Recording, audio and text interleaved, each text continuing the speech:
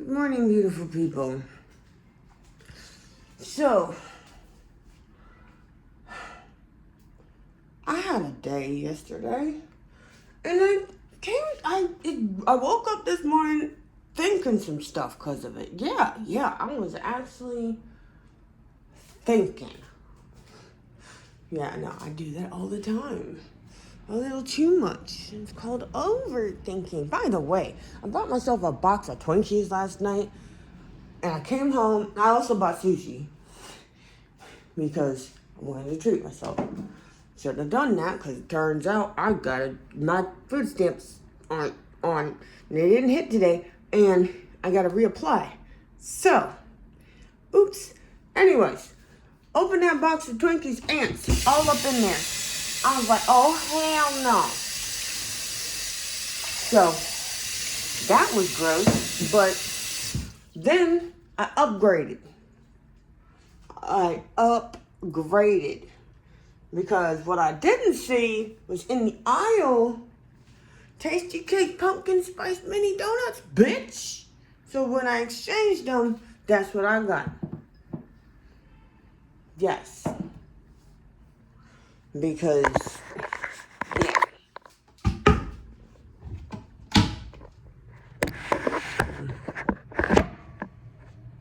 Yeah, you can just chill right there. Anyways. So I woke up this morning. I had some interesting conversations with some people that are from here, like native Washingtonians. They are DC born, bred, raised, live here their whole life, right? And I had an interesting I came to some interesting conclusions because it made me think about, because first off, I realized yesterday during one of the conversations I had was that no, I actually haven't been experiencing racism I haven't experienced overt racism here in DC the whole time I've lived here. I experienced covert racism from one individual. That's it. So, yeah, that's interesting because everyone I meet that's from here has said, every black person, which is we are the majority population in this city, by the way. It's Chocolate City, bitch. They say the same thing. They don't. What do you mean racist? And to have this one dude that was like, yeah, I've been here, big difference, whatever. And I'm talking about where I'm from and what life was like from where I'm from. Like, he actually said something along the lines of being like, man, maybe I should be living in some small town in Pennsylvania. You know, I might like it. And I'm like, no, why would you like that? What about everything I just told you makes that sound appealing to you? And it made me start thinking, like, maybe, what if, because I used to have the thought occur to me several times. You know, I've had it occur to me several times that maybe I would have been better off if I had grown up here, right? And then it's like, no. And I'm like, well, what? Because it took leaving home and experiencing of having a terrible adulthood, you know, with my terrible upbringing, to learn a lot about the world and meeting so many different people, et cetera, et cetera, et cetera. And it makes me just wonder, like, because before that, like, oh, come on. Because for the longest time, I would meet pretty much the same kinds of people everywhere. Like, didn't matter what state I was living in, they was pretty narrow-minded, pretty very set in their ways.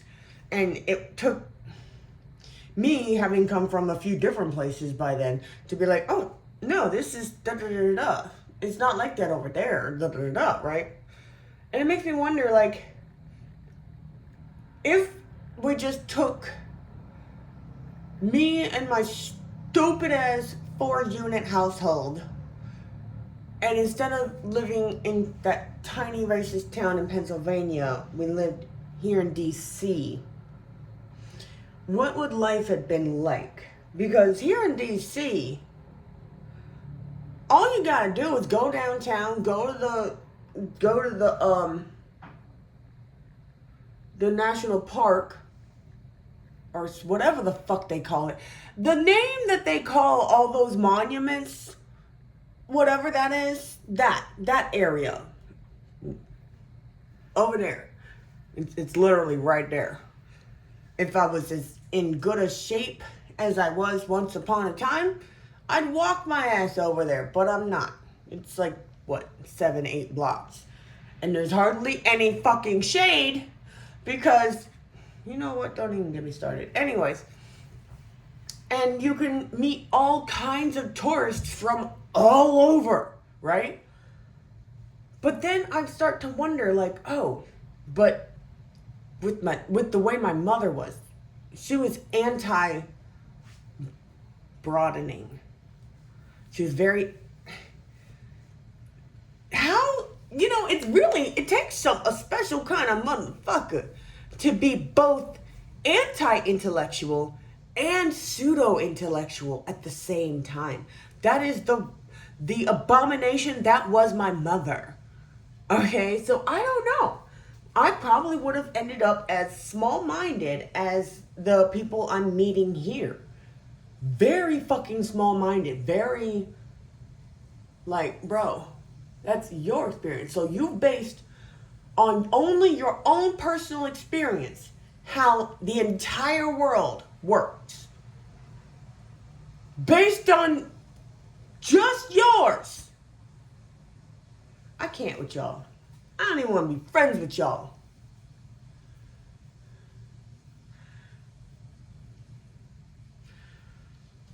I don't, But the thing is, I don't know which video once upon a time that I had posted about this dumbass, and I don't even know if I posted that video.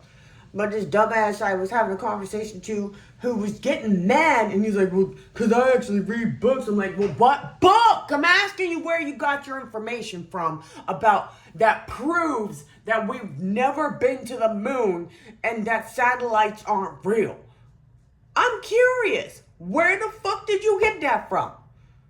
And then finally he says a book. I'm like, yeah, like, because he just kept getting mad, which is exactly what a pseudo-intellectual does. They are the same, literally the same. It's the same pattern. They make all these broad statements and state them as fact.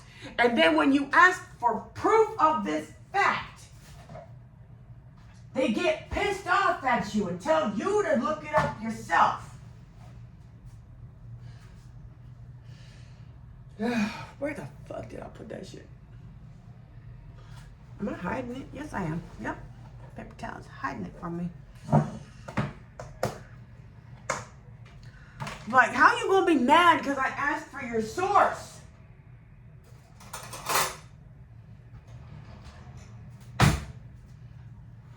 I chimed in with the haven't you people ever heard of? Citing a goddamn source, no. Oh my God, like for real. The fuck, man? Sorry.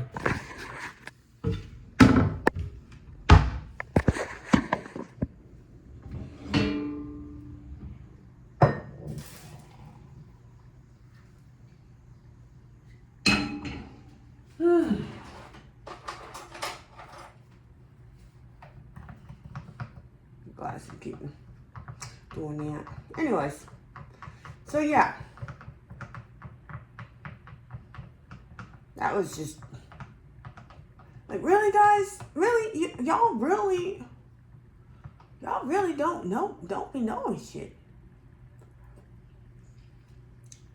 I could have ended up like that.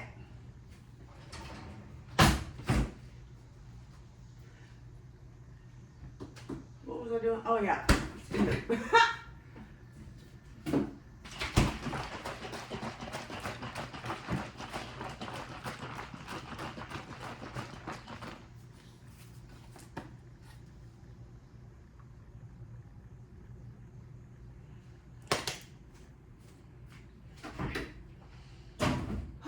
So, anyways, yeah, that was interesting. That was an interesting experience. And to realize that the only reason I used to be so incredibly small-minded and such a pseudo-intellectual is because I was raised to be one. I was abused into being one.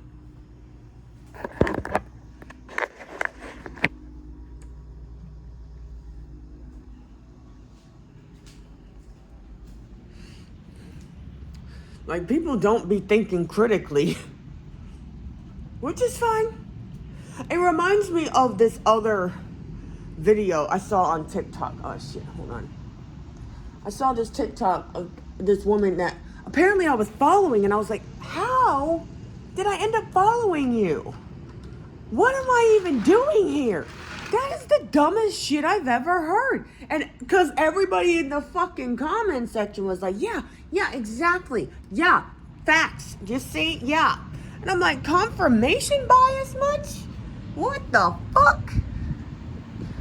Like, y'all really love to lean into that shit, don't you?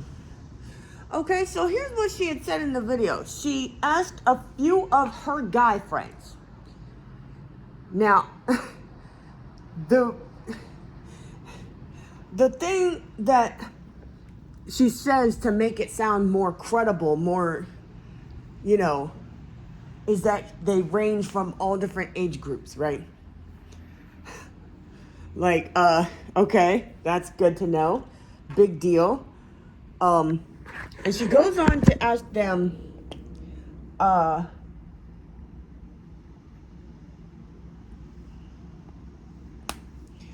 something about girls wanting to go 50-50 with them or whatever. And how they all said, now the answer surprised me. It surprised you. Probably because you don't listen to your guy friends. And you just make a bunch of assumptions about them based on them being guys. But go on. That they wouldn't be with the girl that would want to go 50-50 because they view them as worth less than them, like,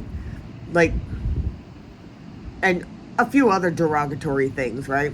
And I'm like, and then she's like, then she ends it with, so ladies, if you're thinking of going 50-50 with a guy, might keep that in mind. And I'm like, so let me get this straight. You asked a few people that you personally know, that all know each other, that you consider friends. You asked your social circle. And nobody else. Nobody outside of that. And they all said the same thing. I wonder why. I mean, you might have similar beliefs and cultures and mindsets. I mean, isn't that why you're friends?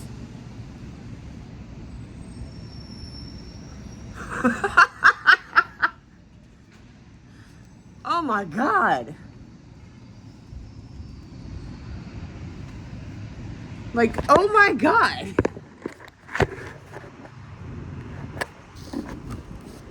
Ugh. That's like asking everybody in my house. That's like surveying everyone in my household.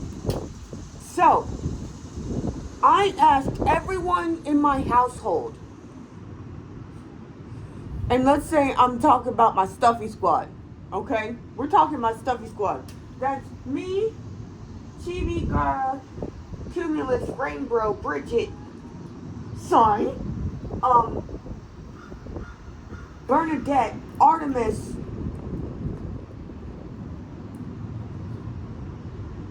and Berkeley. I'm sorry, Berkeley. Please don't be mad at me. Oh, he mad at me. He giving me the silent treatment.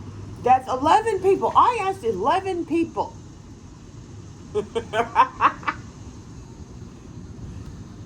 And they all range from different genders and age groups, etc., which is true because that's the character that I built with them. Like, they range, you know.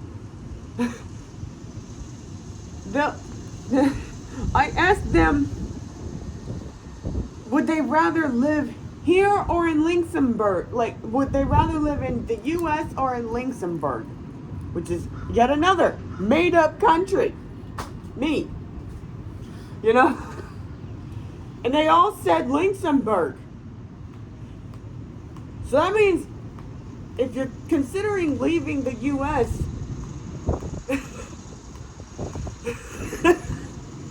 and you're looking for a place to relocate to, you might keep that in mind. Like, what?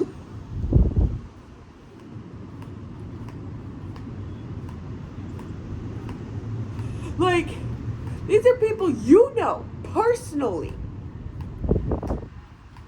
People you have a friendship with. People that you get along with.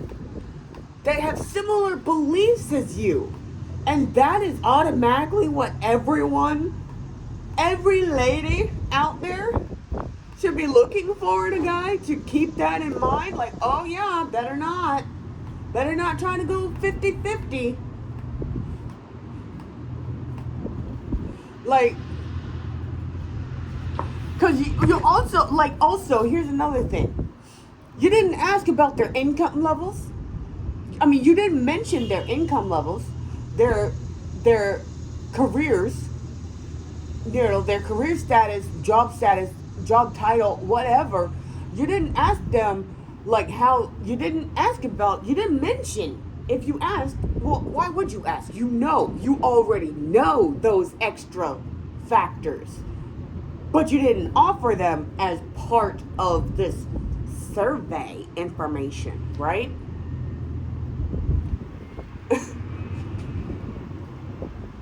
Like, that's the dumbest shit. Because a young dude who's, let's say, still in college, that isn't a trust fund baby, okay, let's keep that in mind, is not a trust fund baby,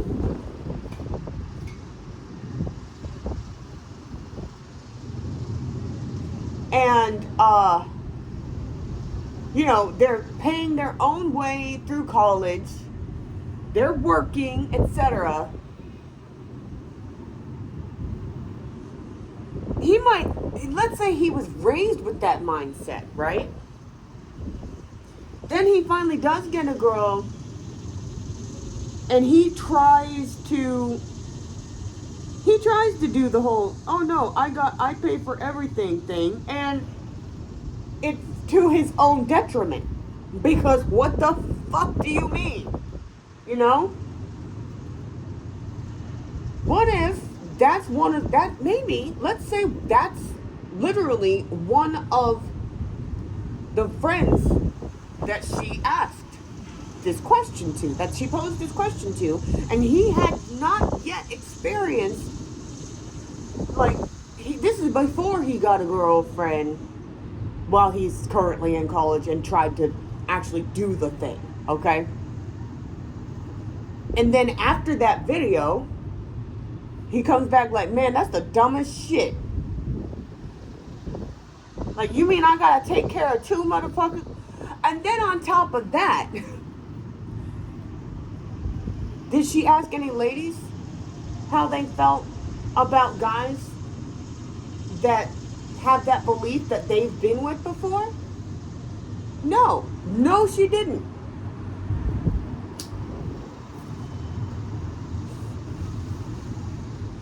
There are some people who, yes, that is literally what they believe, and not be for any nefarious motives behind it. They're just like, I just want someone that loves me, that I love, and I just want to take care of them, right? You know, to be partners, but I am the breadwinner. I would like that. You know, I'd love to support them.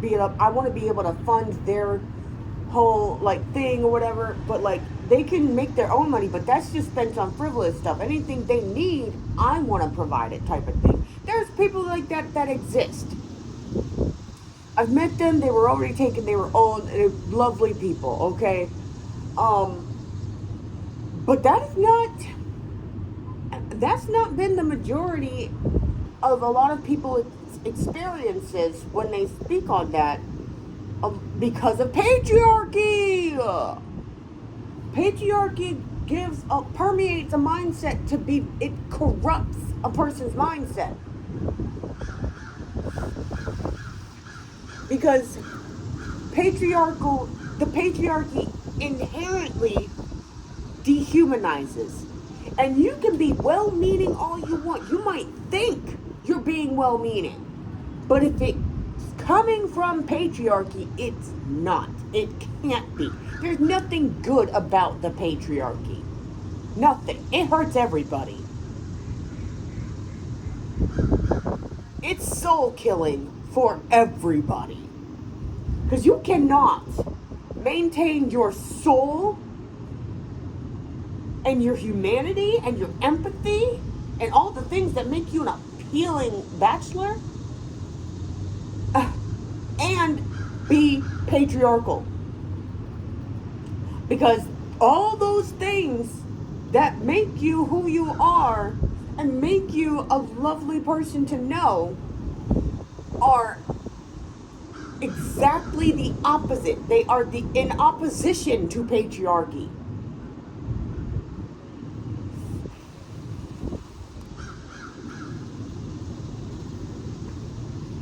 But the thing is, here's the catch. Patriarchy doesn't blame you or itself. And I'm talking to the men here or whatever, right? It doesn't blame you. It teaches you that you're not at fault. You're doing everything right. It's women's fault. The fuck are they doing? They need to step in line and know their place. What the fuck? Which dehumanizes the women. And I'm not even going to get into the conversation about how it dehumanizes every other gender just by default. Like, how dare you not fit into one or the other?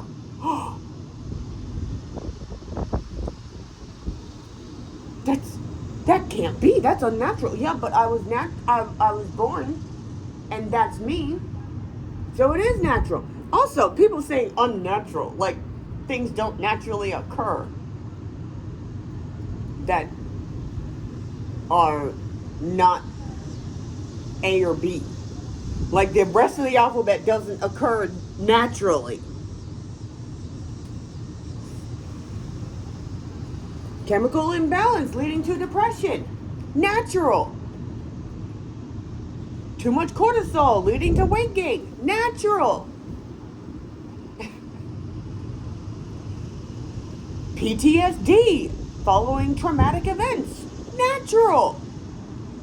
If you experience a traumatic event, a really huge fucked up thing, and you are literally fine, that's unnatural. These people don't understand nature. They're so fucking detached from nature, it's not even funny. The patriarchy is unnatural.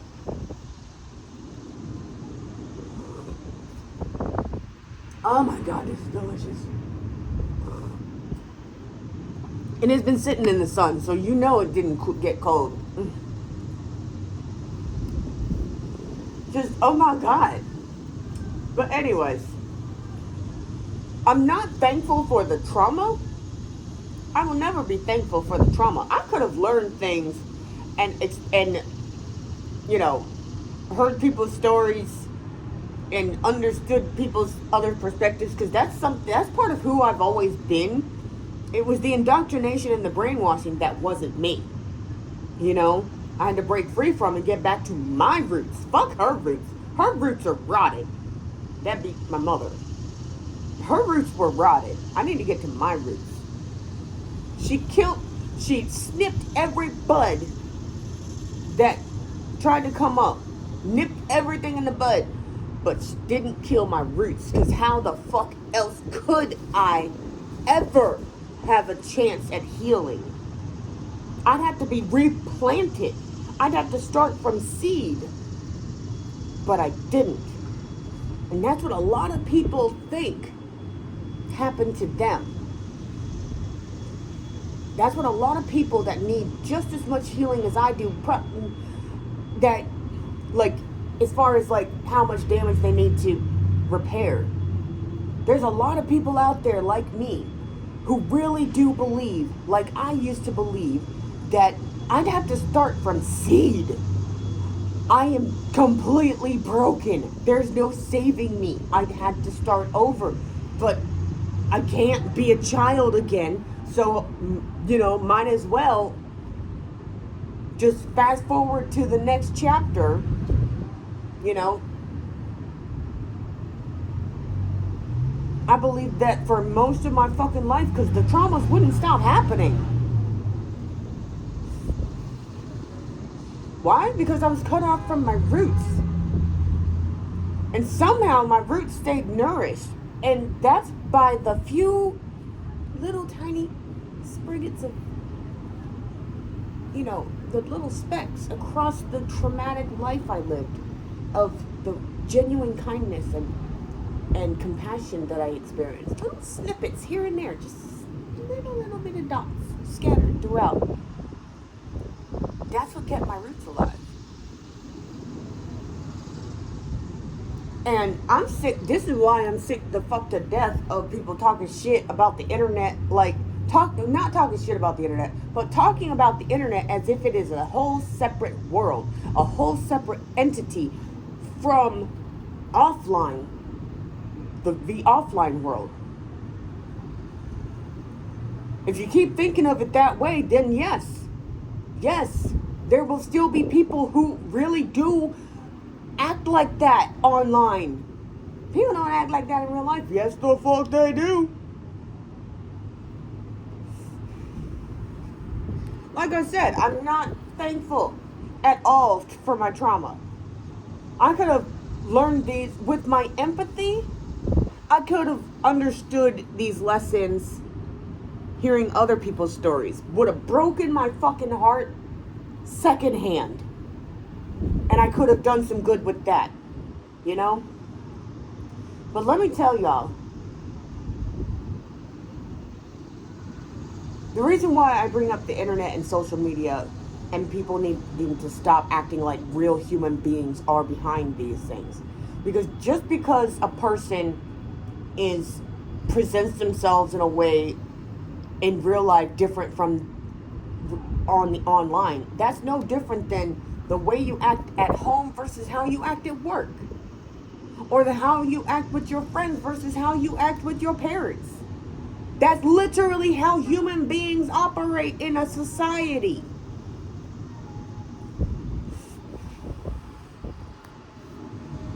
They can be just as fake or authentic on or offline. It doesn't matter. People are gonna people, and social media is real. The internet is real. It's full of real people. Real people reaching out to other real people, doing real kind things. Real people reaching out to other real people and getting hurt. Real people scamming other real people out of real money. Real people crowdfunding for other real people. It's real. Deal with it. This dissociation is not helping, and I bring that up in relation to a healing journey and the little spriggets of kindness I've experienced over time. A lot of them were online. I have real life, not real life, I have real life, real life genuine friendships with people I've never met. More than I've met offline. They allow me to be my authentic self and are still there and still love me.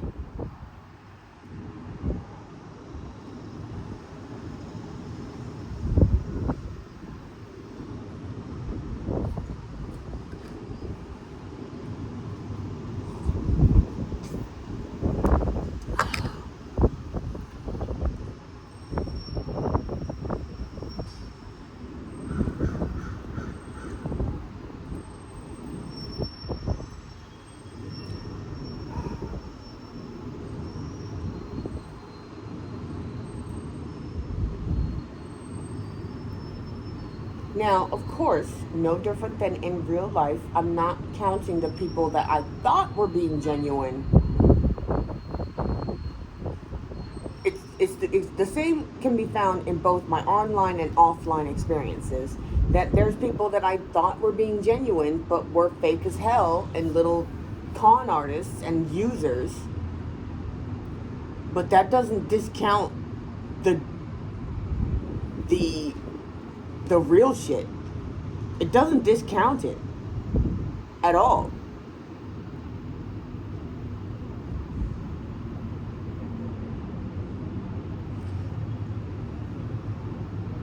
And I kind of want to show people with this channel that yeah, I see you. I see you.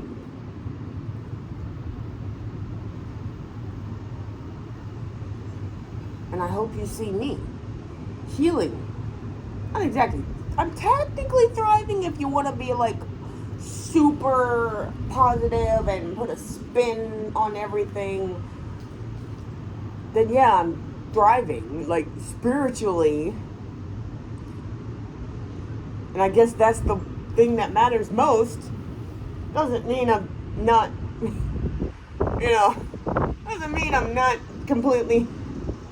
Doesn't mean that I'm happy with where I'm at physically, financially, mentally.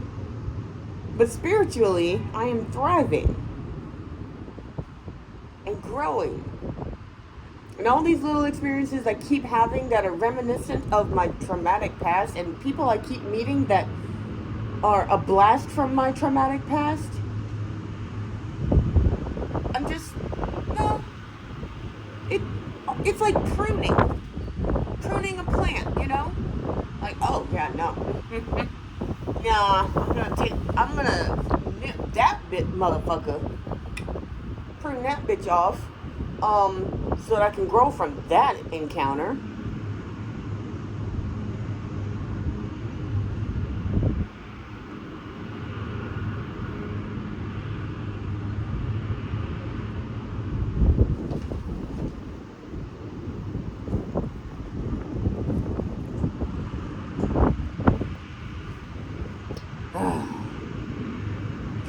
But what am I doing today? That's my only cigarette. I'm not getting any more because obviously I can't afford to because I need to get food. And so, that's it for coffee. I'm gonna try my hand at this, at filming a plan with me video like I tried before, but it failed miserably. I'm gonna try again and all that. And, I'll see you guys later.